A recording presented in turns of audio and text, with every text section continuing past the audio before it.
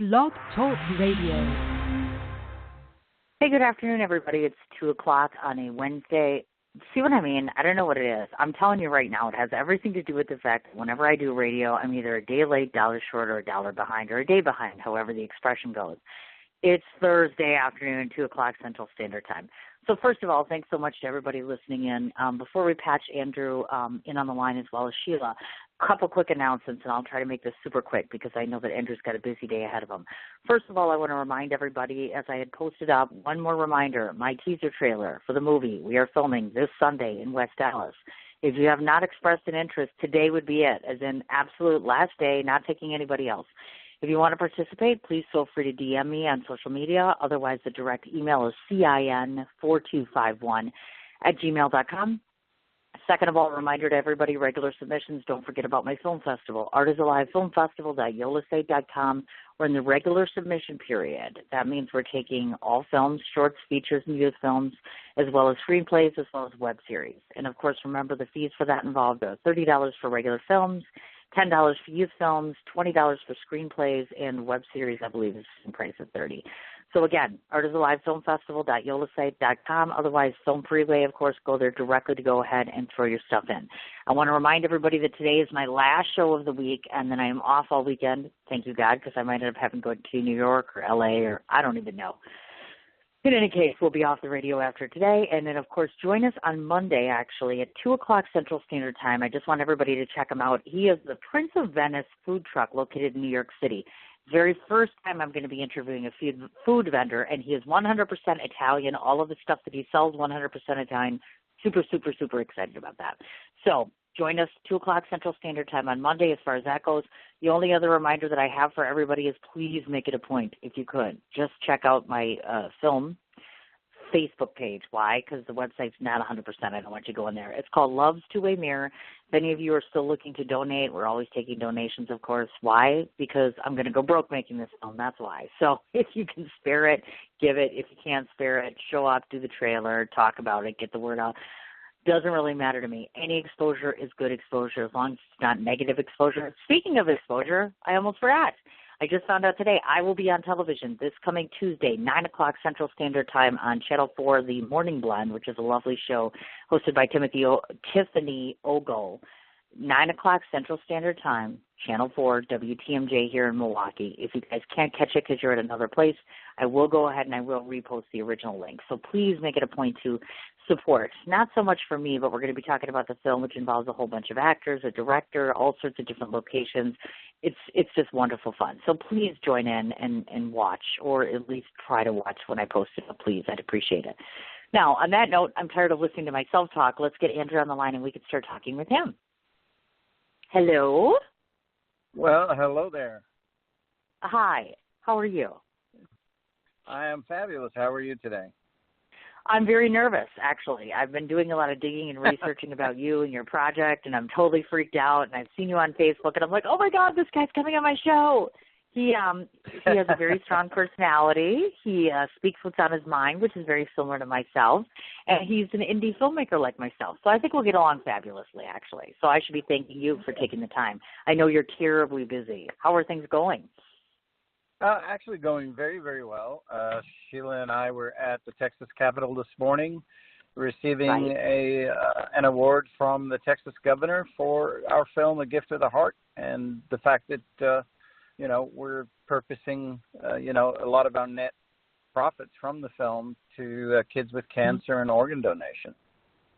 That's awesome. Absolutely. And we're going to get into that, as a matter of fact. So first of all, congratulations to that, because I just got privy to that this morning that you got that. So that's got to be a huge honor for you. Or is it sort of surreal for you, meaning has it sunk in as of yet? Because this must be pretty overwhelming.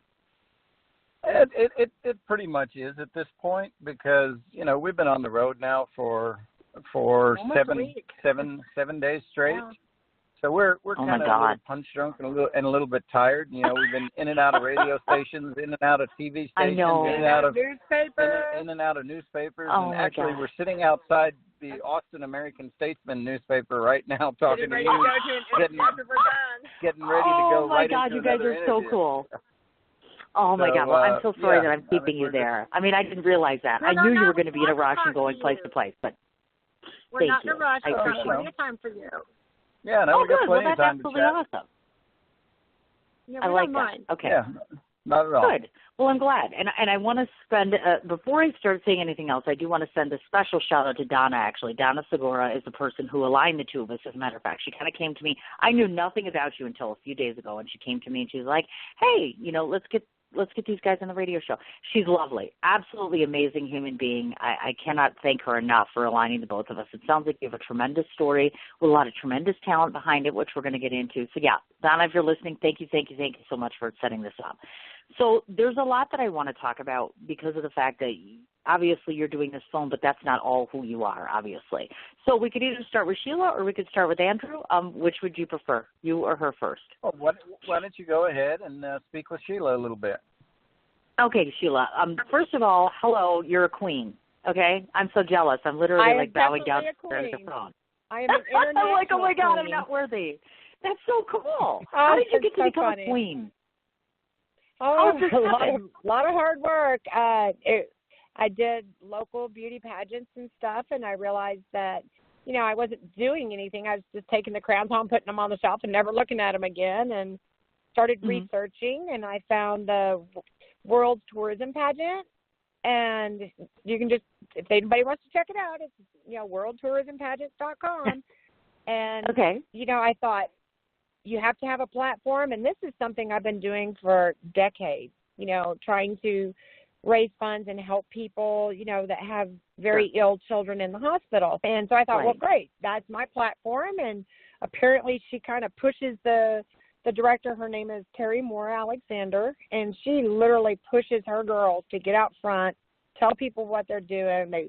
She wants you to be seen. She doesn't want that crown on that shelf. You better have it in the car.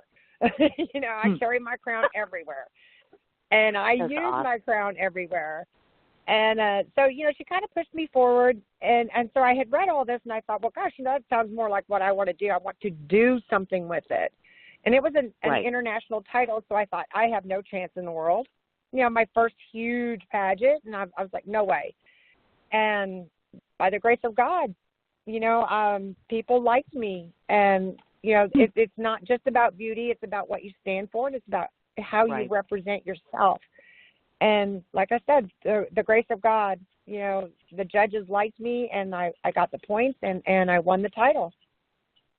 That's so cool. It is. And actually, I have to ask you, because we've talked about this before on my show, but oftentimes most of us aren't in a position like yourself where you are literally actually have responsibilities. Is that not correct? Because, of course, once they crown you with something, anybody who gets a crown obviously has responsibilities of sorts, and they have to live up to those responsibilities. So I'm curious, are there specific things, like do they just hand it to you one day and say, okay, well, here it is, Sheila, and from now on you're going to do this and this and this, you have this much time, et cetera. How do they lay this all out? And is it a bit overwhelming? Because I'd be like, dude, I don't know if I can handle this, right? It can be very overwhelming, and I got special permissions from the pageant director because she knew I was coming on this tour, and she supports the book and the movie. She knows exactly what I'm doing, and she's happy to let me wear my crown and sash to get noticed more for it. And I told her, I said, we've got all these challenges that she puts out. You have to go here with your crown and sash, and you can't dress a certain way, and you must wear your makeup this way. And there are tons and tons of rules. But, I got special permission that, while I was on this tour, putting mine in, I wouldn't get yelled at, but I actually did get mine in today, thanks to Andrew. He was able to take a few quick pictures in the Capitol on the side. So I was like, ooh, that covers my challenge, yay. Right. I get you. Oh, gosh, my goodness gracious. And, of course, I want to ask you this question. I had somebody come on not so long ago on my show who actually entered their child in one of these pageants of sorts, meaning that they wanted to try to win a crown, of course, because what little girl doesn't want a crown? So I have to ask this question to you because you might be very versed in this. You're surrounded by women that are naturally beautiful, and then, of course, the makeup, the whole 9 yards. I'm just curious to get your take on this because pageants have really changed over the course of time. So talk to me a little bit about that world a little bit. Is it transitioning a little bit more about more to the person versus the looks? Because back in the day, remember, where it used to be all about you have to be perfect in the body and the whole 9 yards.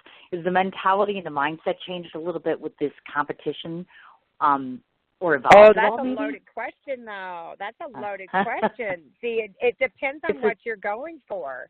You know, you saw the show Toddlers and Tiaras, right? Yes. And that's called a glitz pageant. I mean, they're spending thousands of dollars to get makeup and hair done on them babies. And the babies go out there and cry and mess it all up, you know. It depends on what you're going for. If you're going for that crown and nothing else, you know, you can do something like that. It's just nothing but beauty and how you walk and hold yourself. That is what those type of pageants are, and there's nothing wrong with that. Don't even misunderstand me. I'm 53 years old. I don't look like that. Oh, my gosh. I've had 6 children. My goodness. Yeah, so I don't can't even look believe like it. that. I am 53. I will be 54 this year. And, gotcha. you know, 6 children, you know, and it really just depends on what you're going for. Me, I don't want the glitz and the heavy makeup and the every girl likes bling, so I do like the bling. But, you know, I wanted to be able to go out there and be me instead of the minute I walked out the door, I had to look a certain way that I'm a country girl.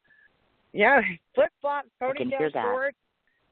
Yeah, you know, and that's me. And granted, when I'm in my crown and sash, I can't be that way. I can still have the ponytail as long as I got, you know, a certain amount of makeup and no shorts. But, you know, and I can go up there and I can talk to people, and, you know, people stop me everywhere wanting photos with me, and when I'm on tour and when I'm doing challenges, and it's awesome. I don't know how you can do that when you're a glitz girl, you know. Oh, so right. It really just is what people are after.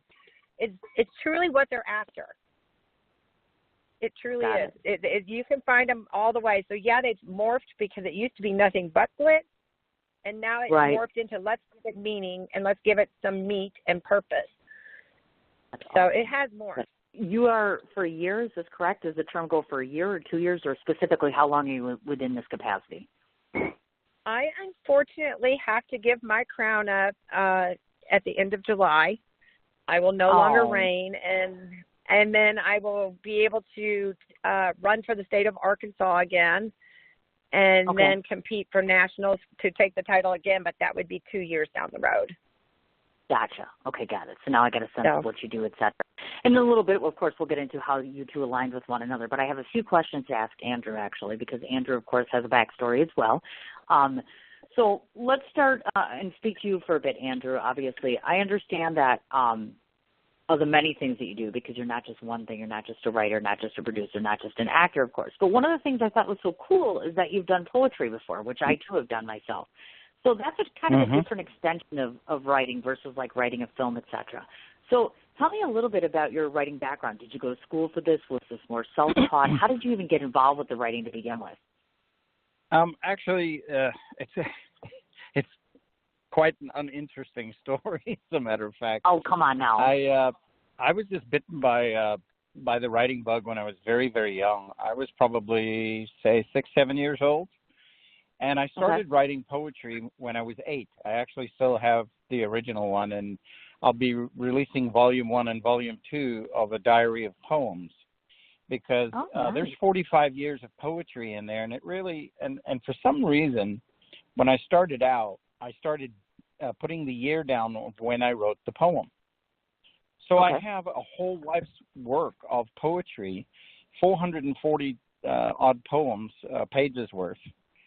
And so I've got Volume 1 and Volume 2 coming out later in the summer of poetry, and that's how it really all started. And I never really kept a journal, but I really enjoyed writing poetry because I felt, to me, it was more expressive, and I could express my feelings at the time more in different forms of verse than I could just, journaling. Journaling just didn't thrill me at all.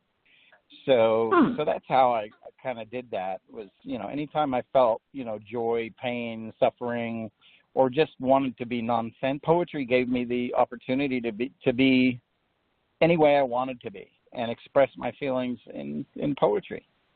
So that's how I came up with the diary of poems, because it really does show the progression emotionally of my whole life. And then I just transposed from that to my first novel, which I wrote when I was 16, And Oh my gosh. I couldn't type. I didn't even know how to type, so I actually wrote it longhand. And it was like 600 and something pages that I actually wrote, by hand. That's of course, amazing. I never published it. But oh my gosh, you have to do something the, like that if but you're I going to do still all have that. the original. Yeah, but I still have the original manuscript, all handwritten. Oh from my when I was gosh. 17, and so that's 40 years old. That manuscript. Yeah, exactly. Awesome. I'm 57 now. Yeah. And then gotcha. I got more into the books, and then the more I got into the books, the more I wanted to get into, screenwriting. I'd been acting, since I was a kid, since I was like 2-3 years old. My mother had a cabaret company, so I studied opera, and I was on stage from the time I was very young, and I loved it. So it just all worked itself all together. And then I worked also behind the camera because I wanted to learn the dynamics of how things worked behind the scenes. So I kind of took on all the jobs that I could so that I could have a better view from a writer's perspective of what's going on, so that when I wrote screenplays, I could have a better understanding of the mechanics. That's a good idea, actually. Hugely good idea, folks. If you're listening and you want to do a film, huge benefit and bonus doing stuff like that. I guarantee you that. Interesting fact about you, I was kind of surprised. You're my first guest who had ever actually been in, let alone grown up or been with their parents in South Africa. I'm like, now that's a very, very diverse, different area, isn't it? How long were you there? Well, we left there in 1980. I was 21 years old, and my dad was American. My mother was South African, and we decided we were going to move. And during the Second World War, when my dad, joined the military to fight in the war, he thought he had lost his American citizenship. So we ended up moving to Canada first, and then while we were in Canada, we discovered that he didn't. So he said, well, then let's move to the United States, because we grew up in Cape Town, and that's a very median climate. And Canada was just very cold for us, so we decided to move. So we moved to Austin, Texas. And then I moved away to Florida for 30 years, and I just recently moved to Atlanta, Georgia, where a lot of business is now going on, drawing business out of California, out of New York, out of Canada, out of Europe, and all the big studios, Pine Tree, Pathé. You've got Marvel, you've got Sony Studios. I mean, they're all building massive backlots, and they're doing a ton of work there. So you'd be surprised at how many hit shows on TV now are coming out of Atlanta, Georgia. Yeah, I've heard that, actually, and it's shocking, to tell you the truth, because I know you reside in Atlanta, and people have always talked to me about the market getting bigger and better there as it relates to doing projects. So most people that are listening in aren't exactly from Atlanta. I have a base there, but not huge. So tell us a bit about that. Do you find that it makes your job a little bit easier in terms of pushing and promoting projects because you come from a place like that? Because I assume New York, obviously I'm in New York a lot. So we're like, when you're in New York City, of course, it's Central or LA or maybe even Canada. So does that give you somewhat of an edge, meaning that you can get more things done or more things accomplished industry-wise in places like Atlanta? Because I would have never guessed that. Atlanta doesn't ring to me like, prominence. Yeah, it actually has helped a lot. I mean, I've accomplished more in the last 6 months than I accomplished in Florida in a year and a half. Oh my gosh! Because I've been able to open more doors, and the industry is just dead in Florida per se, and you've got nobody wants to pay any attention to anybody from Florida. So it really did step things up a notch for me and the film that we're working on. Gotcha. And of course, who doesn't need help when it comes to that? Independent film is not an easy thing to do, that's for darn sure.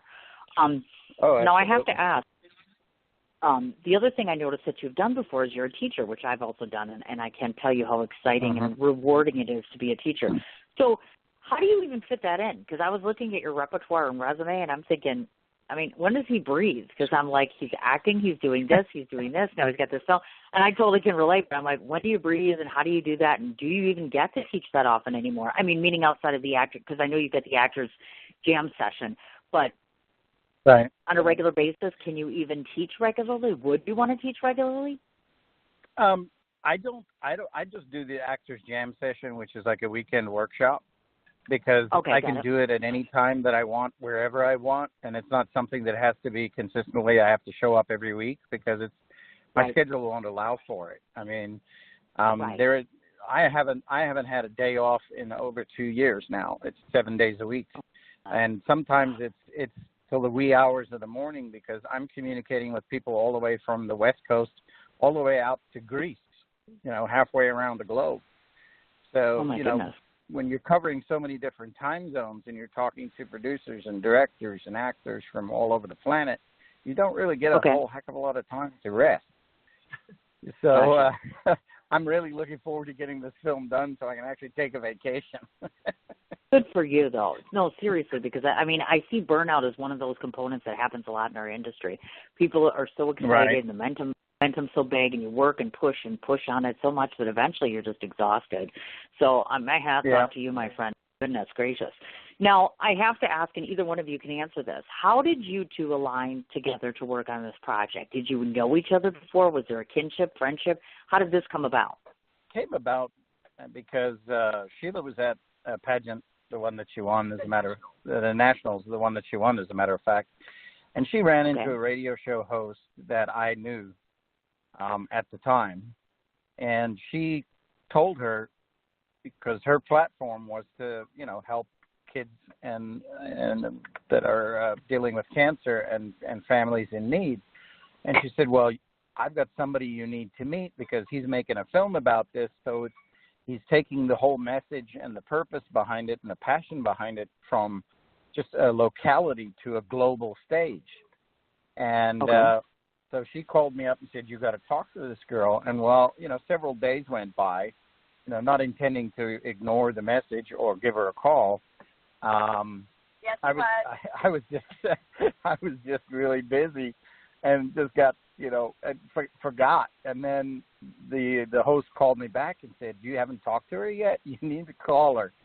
So I finally, while I was thinking about it, because my short-term memory is a little shot. The little backstory behind that was several years ago, I had a terrible motorcycle accident and had 3 brain hemorrhages.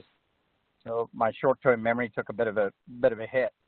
So anyway, I called her, and we talked for about 2 hours and found an enormous amount of commonality in our purpose and our passion and our mission to show the world, that there is a place for humility, humanity, and love and faith.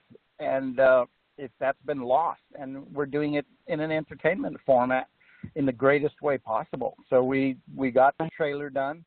I don't know if you'd had a chance to see it. But if I did. Yeah.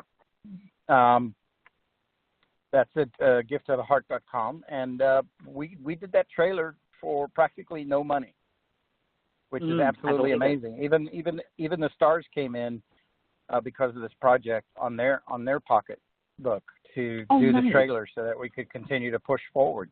And I've gotten an enormous amount of people involved in it, and they've all gotten involved because they believe in what we're doing. And we're the first movie in history to actually have a mission statement attached to it where it says we're going to give a substantial portion of our net proceeds to kids with cancer and families in need, and also educate people on the need for more organ donation. Oh, right. I agree, 150% actually. And people don't realize how many people, it's like 6 degrees of separation, if you will. You can't sadly wake up in the morning and not recognize or realize many people that have lost someone to cancer, someone that's going through cancer treatment right now. I know your mom and your best friend who's lost to cancer. Now, Sheila, have you had hands-on personal experience with this? Meaning, is there a heart value as it relates to this project for you too? Oh, my goodness. There's so many reasons. Over 30 years ago, I had a friend of mine, I worked in a hospital, and she came in a full arrest, and we were lucky and got her back, but her brain had died. And she donated, the family agreed to donate her organs, and she was only 20 years old. And, they took all those organs and saved so many lives. And then I started working in neonatal ICU and pediatric ICU, where you do get a lot of your leukemia kids and your cancer children. And And it was heartbreaking, and you'd see the parents in the hall crying because they lost their house, because they couldn't pay their mortgage because they were with their child, which is where they need to be. But, you have great people that are helping the children get their medicine, pay for their treatment, and I have nothing bad to say about them because they do this. But nobody's helping the families. They're losing everything. And, when Johnny wants to go home because he's finally better, there's no home. Or Johnny wants to go home because he wants to pass away in his own bedroom, there's no home. Right. And that hits you, man. That if that don't make you hurt, and that's when my drive came in. I was like, I will make it better. And I can't take on the world by myself, but I took on my little part of the world, and I've been doing this for decades. But I'm a 3-time cancer survivor myself. Last year was my last round, and pray to God that's the last round I have to deal with. I've been very fortunate, but, cancer's hit me. My grandmother passed away at the same hospital I worked at of cancer. Gotcha. Everybody's been touched by cancer somehow, and it doesn't matter if you're red. Correct. You've been touched. And it doesn't matter if you live in America or China. It just doesn't matter because cancer don't care. Exactly. So this is the message that we can get out, and we are going to help people worldwide, not just my little corner of the world, where I do fundraisers and, push people to give to help save a home. This is going to be huge, just huge. Oh, my God, yes. Well, and, of course, I have to ask, since I know that you obviously – Andrew, your father, and obviously, of course, you, Sheila, have family of your own, meaning your children. So what's the family reaction to this? Because this is a commitment. I mean, this isn't just a one and done. It's not a one-day thing. This is a serious commitment to something very large. So what was their reaction to all of this? Meaning you decide you're going to make this film and do this tour, and et cetera. What were they saying? What was their initial? My personal siblings, my mom and dad are both gone, but my mom, back when I first wrote the story, really loved it, and she said, "You're doing something very special." And my dad appreciated it too, and he was still alive. But I've been pushing this really hard the last 2 years, and I really don't have a lot of communication with my own siblings. Unfortunately, they don't really participate at all, which is very unfortunate. My children keep up with what I'm doing. My youngest son loves it tremendously. He's probably the biggest enthusiast behind the whole thing. As far as Sheila's kids are concerned, I don't know. She would have to answer that question. My children really, when they heard about it, they literally were like, "Well, that's what you're already doing." And I said, "Yeah, but now I'm going to be going away." And they were like, "You do that. You start helping more." Wow. Nice. My kids totally understand it. 100% cool. Back me, back the movie, back what we're doing. Very supportive of me.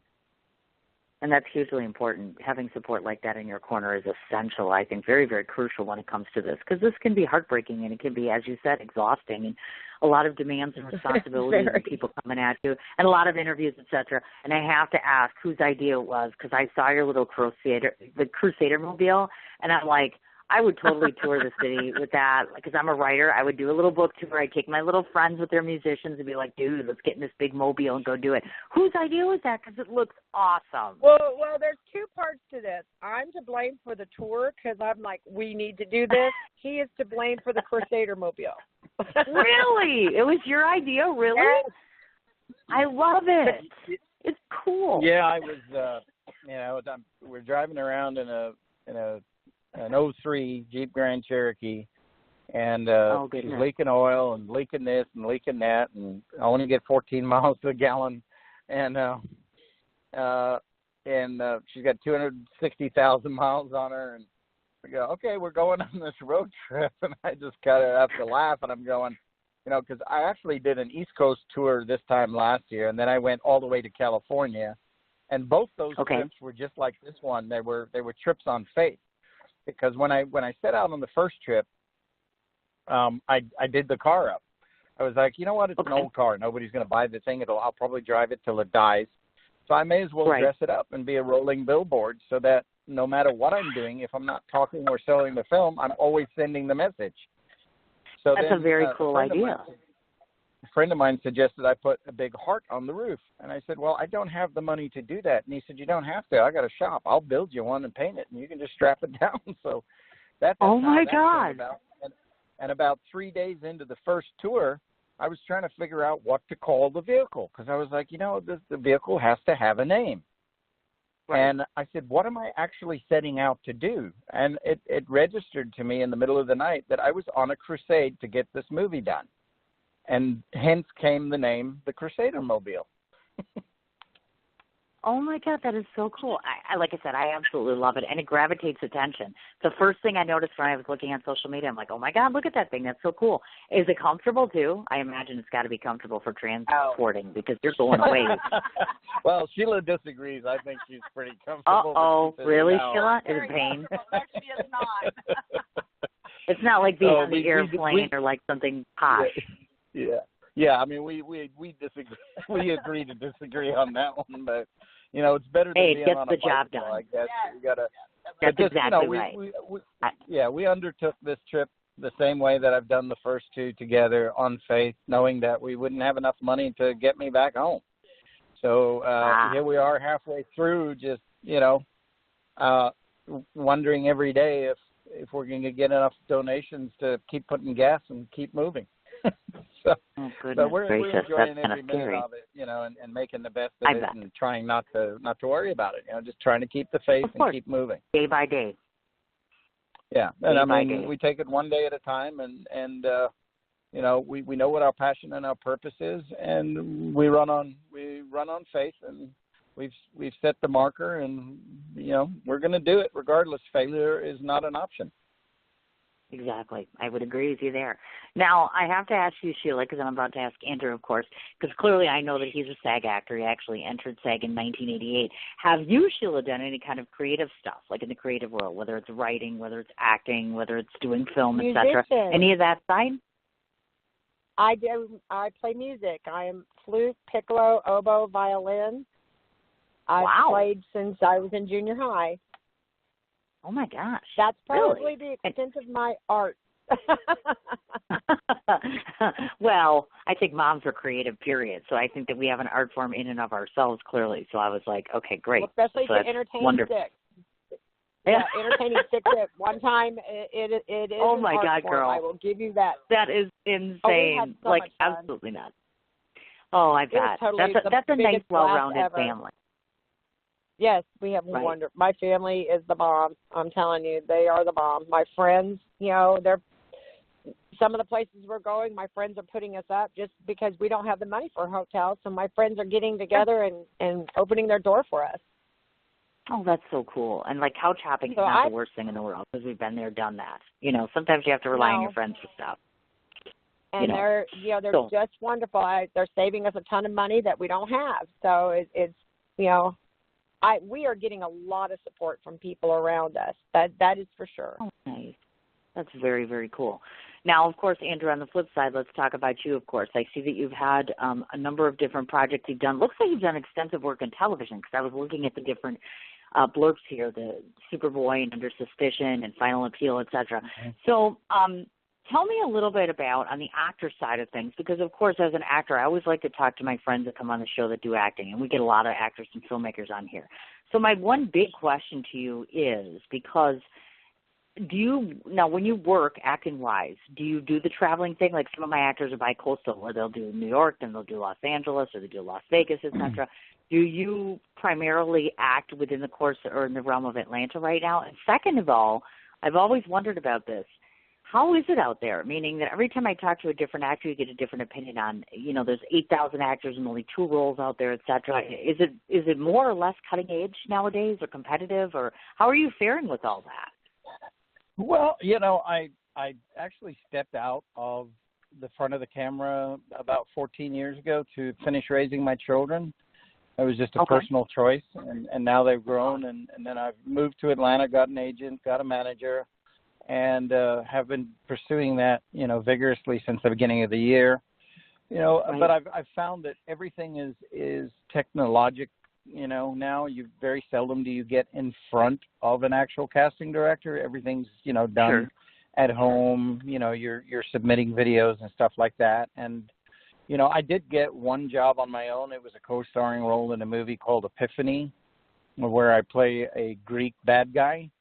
And yes. all the scenes I'm in, all the scenes I'm in are with all the lead actors. So, and I'm the only bad guy in the whole film. So it's a great film, and that one's supposed to come out in the spring or this summer. So I'm pretty excited. I've never played a Greek before, and I actually have to speak some Greek. Kidding.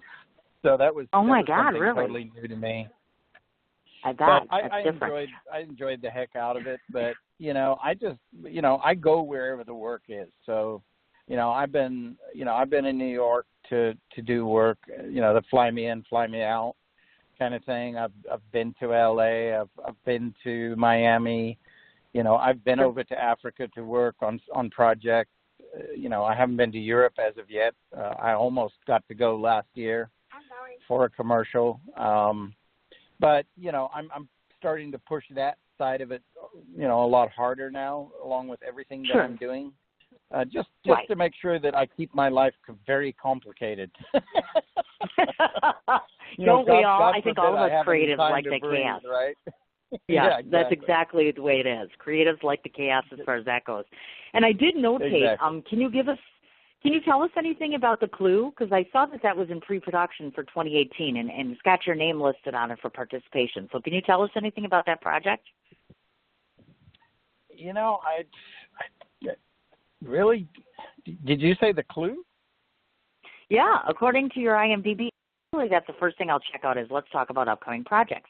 And on your IMDb, it's listed, which is why I'm asking, of course, because I wouldn't have known otherwise. The Clue is actually a short film that I'm going to be shooting shortly. Gotcha. Okay. About a 15-minute film that I wrote, that I created. Nice. And we're going to shoot it. We're going to shoot it, and I'm going to edit it, and we're going to put it all together. It's an intriguing little short film. And we decided to call it The Clue. So, very cool. So that's what we're going to do. Just to, again, complicate my life even more. keep moving and let's just keep piling it stuff. on. Let's keep piling it on. For you. That's awesome. That brings us no obviously. Rest for the wicked, as my mother used to say. I was going to say, and you're not wicked. You're just trying to get a lot done. You're trying to improve the world. Nothing real big or anything like that. Huge, actually, in my book. All right, let's talk A Gift of the Heart, of course.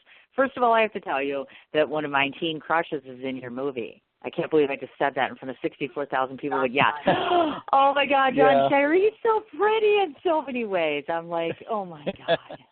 Really? Yeah. I mean, you're killing me. How did you attract the attention of him? Because I'm like, I haven't heard about him for a while. I mean, it's been a hot minute. You know what I'm saying? So I was like, oh, my God, I was refreshed and excited to see that. I was actually very fortunate because I knew Austin St. John, and when I approached him to do this film, he looked at it. He said, "But I've got to play this really nasty, bigoted Jewish lawyer." He says, "It's totally against the grain for me to be this idiot." Okay. And then the more he read through it, and then when he got to the end of the story, he went, "Wow, what an amazing character!" And so he took it on, and then he asked me. He said, "Do you need somebody else film in the meantime?" And I said, "Yes, that would really help," because at the time I was trying to get global distribution. So he gave it to John, and John looked at it, and he said, he actually took the part I had written for myself. So I said, "That's fine, John can have it." So I said, "Yeah, John can have it." So I said, we're going to reshoot the trailer, and then the moment we shot the trailer and I got it out to the distributor in LA, and she looked at it, she looked at the quality, she looked at the script, and she looked at everything, and she said, "I'm going to take it on, and I'm going to help you get this done." And funnily enough, the owner of the company is a cancer survivor herself, and she just absolutely loved the story and the purpose behind it. And she said, "I'll sign it for global distribution." So that's how we got global distribution.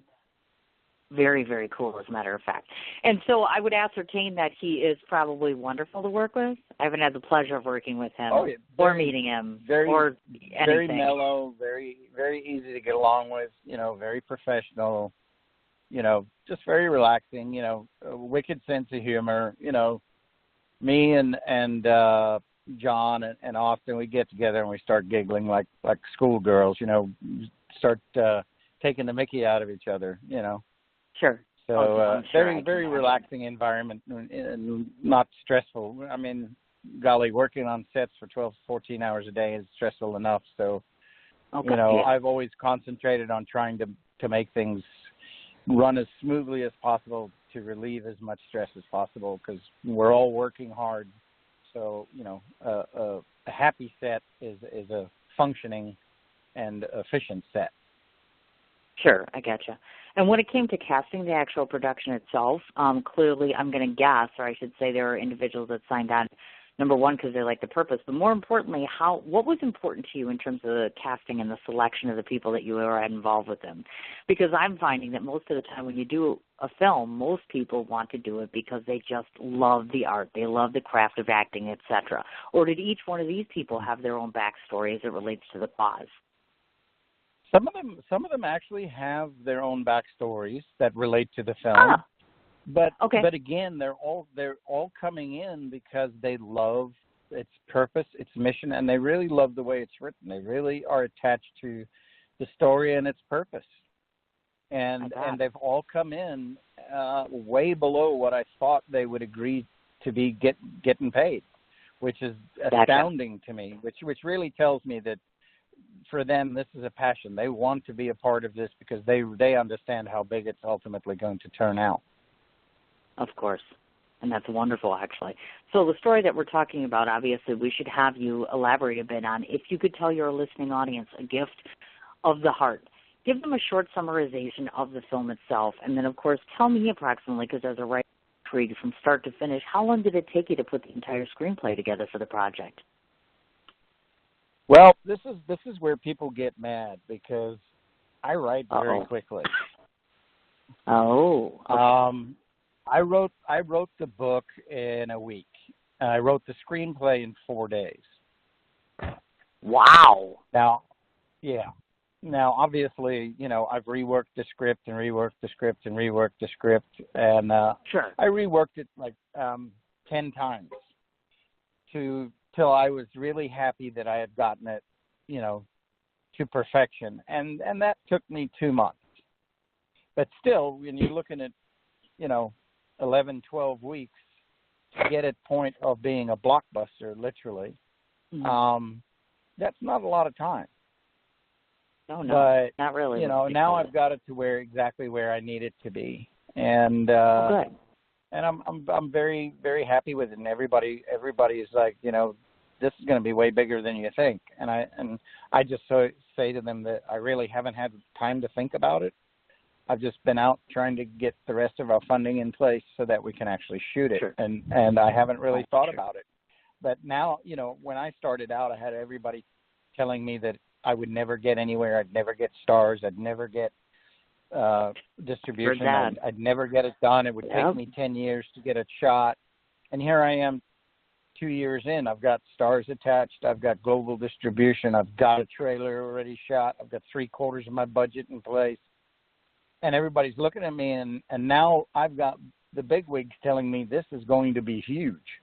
And how have you managed to do this in 2 years? And I just go by faith alone. I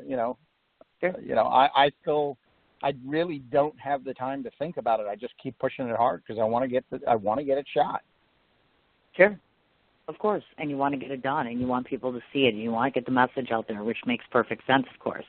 And as we all know, in the industry, or if you're not in the industry and listening, sometimes we can't come up with every red cent, and so we have to go above and beyond. And, of course, I saw you created the GoFundMe page, which includes the Pie Challenge. Okay, so whose brainchild was that? Was that one of you, both of you, in terms of the Pie Challenge? That sounds really messy. Yeah, no, that was Sheila's fault.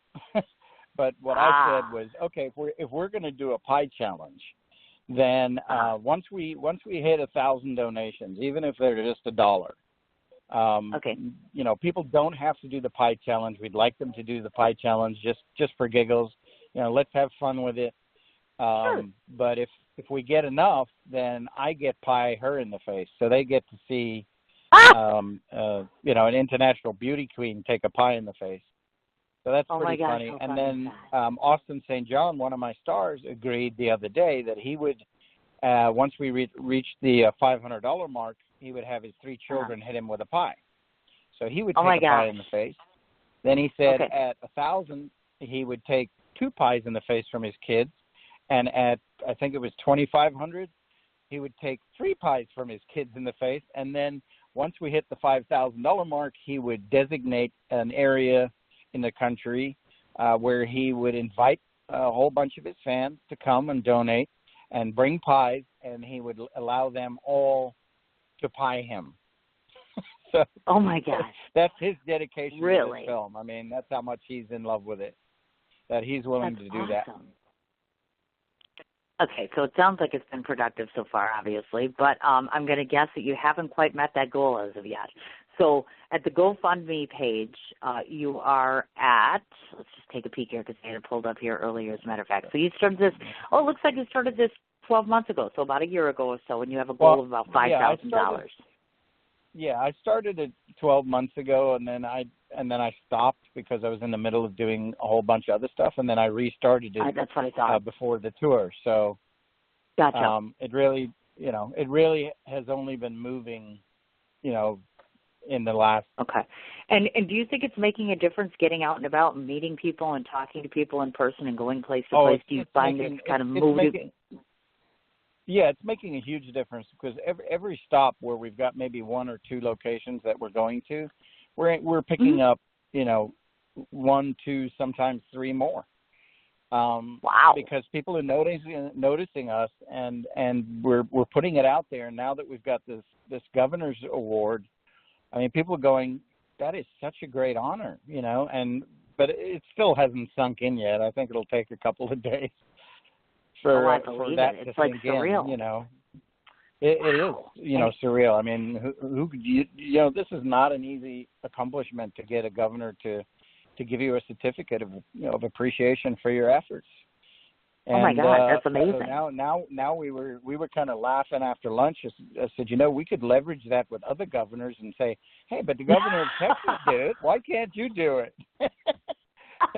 So now we're on a mission to actually get more governors to do it. And Sheila's trying to get into the White House when she goes on tour here in about 3 weeks. She's going on another tour on her own with the pageant, and she's trying to get into the White House to present the president with the book, A Gift of the Heart, and to try to get him to say, hey, this is a good project, and give us the thumbs up for it. Gotcha. Which is a great marketing technique, to be honest with you. And sometimes you have to do that, I find. We all have to get a little creative to kind of get to a point where we need to be in terms of projects and things like that, and I applaud this. And it's cool, and it's out of the box, and you guys have some creative thinking going on, which I think is super cool, obviously. Right. So now, assuming that this all works, everything goes well, you finally get funded, what are we looking at in terms of actually, do you have a target date in mind or a goal where you're saying, okay, we want to start filming here, we want to be done here, in your head? We always set, goals and targets, and then we have to move them and adjust them accordingly. I'd hoped to shoot it last year. I wanted to be going in. We've had to push that back now till possibly the summer, but we're still hoping to get it out by the end of the year. And we're getting closer and closer and closer, and this is really, jump-starting this end process. So, I'm hoping I don't have to put in, move the target date back again, but as of right now, we're hopefully looking to shoot in the summer and then have it out by the end of the year, which the timing would be great for us because we think that's perfect timing for it to come out. But, we have to see. I mean, it's really up to the good Lord above, as to when we actually get the rest of our money in. That's really cool. And the other thing, of course, being that because you're going to distribution, I assume then that you will just forego the film festival circuit? No, actually, we're still going to try to hit up. There are 3 festivals that we really want to get. We just don't want to hit up little festivals. We want to go after the Sundance Film Festival, regardless of whether we're released already or not. We want to hit up the Sundance Film Festival. We want to hit up the LA Film Festival, and we want to hit up the one over in France. So, Cannes. those are the ones we definitely, Cannes Film Festival. Gotcha. So those are the ones. No Tribeca? The three ones. We'll probably do Tribeca too. Okay. That's what I was but, gonna say. I don't want to have like 500 no-name festivals on there that really serve no purpose, because as of right now, the trailer was nominated for an award for Best Trailer. We didn't win, but we were picked and we were nominated with the International Christian Film Fest. So we're hoping when the film comes out, those the major film festivals is what we want to hit, just so we can put another stamp on that box. And now we've got the Governor's Award. And I don't know of any film that's been awarded a Governor's Award. So again, we've broken the mold, and we're the first film to get a Governor's Award. So gotcha. And we're the first film with a mission statement. So we're really breaking the mold. A lot of firsts. We're really breaking the mold and breaking a lot of the rules, which everybody said I wasn't allowed to do, and that just made me work harder to prove them wrong. Oh, I believe that. I do. So before I forget to ask each one of you, of course, if somebody's out there listening and they either want to be an indie film director or else they want to be a queen of sorts, any good advice that either one of you would give to the listening audience about how to proceed into either career cautiously, and creatively, so as to make for success? Well, Sheila had to step out for a minute, but I'm sorry. I'm pretty sure she would agree with my analogy on this, and I think if you follow your heart and your passion for anything, it shows. And if you really put your mindset at failure is not an option, then really it leaves you with only one option, and that is success, regardless. And that means you just keep pushing until you get to your end result and your goal, and just keep moving, because you will break down barriers, you will break down walls, and you will find solutions to every problem, and you will come across many problems, and there'll be times where you honestly think that you're fighting against all odds and nothing is going to break, and just when you think that you just are stuck, you wake up, you shake yourself loose, and you go, no, failure is not an option. This is my passion. This is my drive. This is what I'm going to do, and I'm going to do it no matter what happens or what comes at me today. And then you break that barrier, and then you go to the next level, and you just keep moving, keep moving, keep moving. I mean, to use an old Chinese analogy, the journey of 1,000 miles starts with the first step. And I took the first step really hard just over 2 years ago, and now I'm 900 steps in. And now I can see the end of this journey. So even though my feet are hurting and it's been long and hard, I'm smiling because my feet are going, hey, 100 more steps, you could actually sit down. Look at that. Oh, and we don't want to forget to mention this to those that are listening in that are in the Georgia area. So you'll be doing the Actors Jam session. It's April of 2018. Do we have set dates or anything we can announce to anybody about that if they want to participate? We don't, but I would tell them to keep an eye on giftoftheheart.com, and we'll post the next bit of dates coming up. And I've got to wait to get back to Georgia and try to figure out what my schedule is going to be, because it's going to be pretty hectic when I get back for the first month. So it'll be probably late April, or maybe sometime in May, because I have a wedding to attend early May. So gotcha. I'll be going to a friend's wedding. So it'll be probably, I'm guessing that the first opportunity I'll have will probably be sometime the third week of May. But if they go to giftoftheheart.com, they'll see when those dates are posted and when they can participate. You bet. And in fact, I was just going to read off all those before I forget. All the different ways to find you, which I'll tell them, of course. And I don't want to forget to mention this to you guys. About 2 hours after we do this show, it's archived. So what I'll do is I'll forward over a copy of it to you guys, the Blog Talk Radio link. I upload it to my YouTube channel, so you'll get a copy of that as well, so you can put it off on YouTube. But let me read off all these different ways, folks, to the listening audience. I'll read everything off when I get finished. You can let me know if I've missed anything here. So the gentleman I've been speaking to today is Andrew Heller, and so these are the various ways to find him. The movie we've prefaced, the website is agiftoftheheart.com. He himself, of course, is on IMDb, YouTube, Amazon, Barnes & Noble, Instagram, and, of course, Twitter. And, of course, the Twitter handle, A Gift of the Heart. And, of course, on Facebook, he has both a personal page as well as, of course, the Facebook page, The Gift of the Heart, as well as, of course, the GoFundMe page, which is on my radio show page, as well as my personal page. Any other place where people can find you?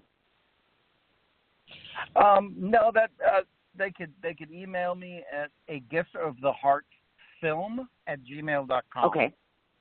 I get that I pick up all those emails as well. So, they can feel free to contact me there. And I think you pretty much got it covered. I did. I tried as best as I could there. It's wonderful.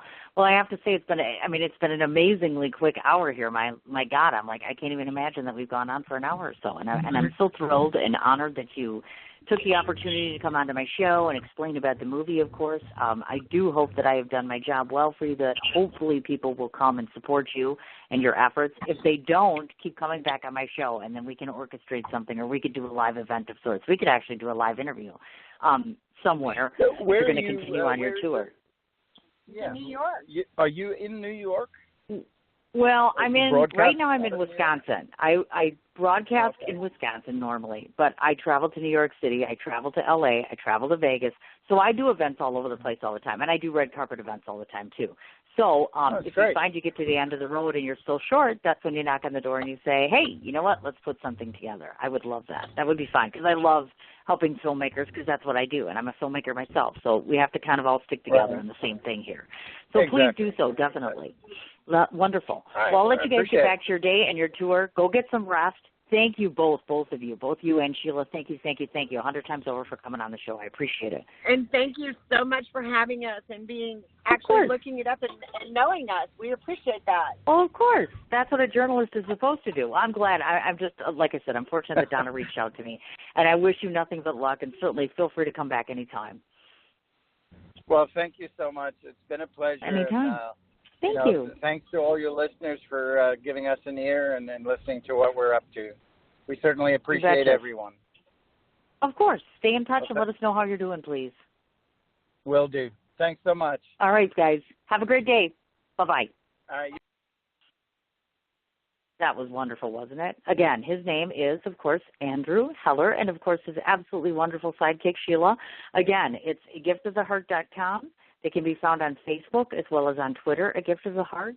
He himself, and it's Andrew, Heller, is on IMDb. He has a Facebook personal page, YouTube, Barnes & Noble, Amazon, Instagram, and, of course, obviously the GoFundMe page, which is, of course, plastered all over the place.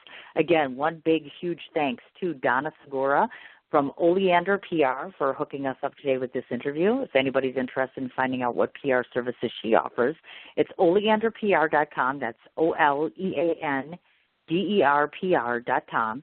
And, of course, check her out. She's an absolutely lovely lady, very punctual, very professional, very, very big joy to work with. So thanks again, Donna, for setting this up.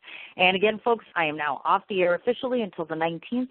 Again, 2 o'clock Central Standard Time. The Prince of Venice food truck from New York City will be on the show. So please join us on.